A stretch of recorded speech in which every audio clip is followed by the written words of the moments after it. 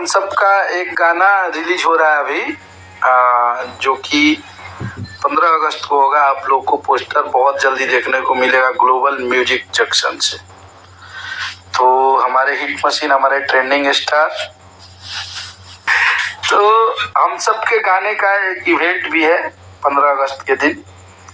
आप सबके hit machine, trending star Khesari भैया का, और हम लोग एक गाने को लॉन्च कर रहे हैं। ग्लोबल म्यूजिक जंक्शन का वो गाना है, और आप सब के बीच में हम लोग 15 अगस्त को रिलीज करेंगे। तो आप सबसे निहोरा बा, निवेदन बा कि अब बहुत तगड़ा तगड़ा गाना हमने के लोकगीत में लेके एक से एक धमाका, एक से एक बढ़िया गाना आप सबके बीच में लेके आवत नहीं जा, और आप सबके बीच में ओकरा के रिलीज भी करब जा। बैक टू बैक बहुत सारा गाना बा, आप सबके हर तरह के गाना सुने के मिली, देखे के मिली। और ग्लोबल म्यूजिक जंक्शन से गाना के हमनी के 15 अगस्त के दिन इतना आप लोग वो दिन गाना के शेयर कर दीजिए, इतना आप लोग बारूद बना दीजिए कि एकदम इतना तगड़ा वीडियो और इतना जबरदस्त गाना आ रहा है कि आप लोग बोलेंगे तो बोलेंगे वाह क्या बात है।